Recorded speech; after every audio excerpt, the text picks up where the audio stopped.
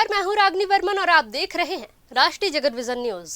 Congress party ने मोदी सरकार पर मनरेगा को खत्म करने की साजिश रचने का आरोप लगाया है। उस मुद्दे को लेकर दिल्ली स्थित जवाहर भवन में आयोजित कार्यक्रम में पार्टी के कई वरिष्ठ नेता शामिल हुए और केंद्र सरकार की नीतियों पर तीखा हमला बोला। करना पड़ेगा तो क्या जाहिर सी बात है कि ये जो भारतीय जनता पार्टी की भैया थोड़ा सरकार माइक नीचे कर लीजिए। ये सिर्फ और सिर्फ लोगों से, संगठित लोगों से डरते और वैसे भी डरपोक लोगों की सरकार। जरा सा आप इनको आवाज अपनी बुलंद करके दिखा दो, सुना दो, ये अपने आप पीछे हटते हैं। कई बार पीछे हटा के हमने देखा है इन्हें। जो किसानों ने किया आज से 3 साल पहले, अब मजदूरों का वक्त आया है, उनको करना पड़ेगा। संगठित होकर मनरेगा कानून को फिर से स्थापित करना पड़ेगा और नए कानून को पूरी तरह से ही ठुकराते हैं।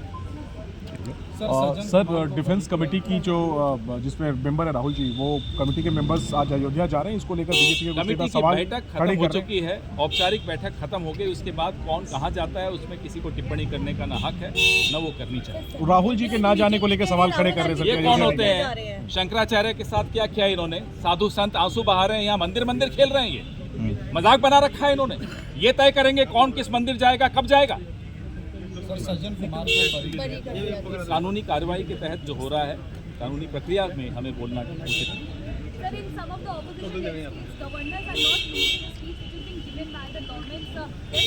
Rajbhavans are being reduced to becoming offices of the Bharatiya Janata Party and Rashtriya Swayamsevak Sangh.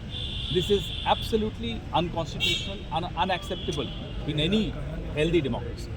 फिलहाल इस खबर में बस इतना ही। देश प्रदेश की खबरों से अपडेटेड रहने के लिए हमारे चैनल को सब्सक्राइब करें और नए खबरों के नोटिफिकेशन के लिए बेल आइकॉन जरूर दबाएं। नमस्कार।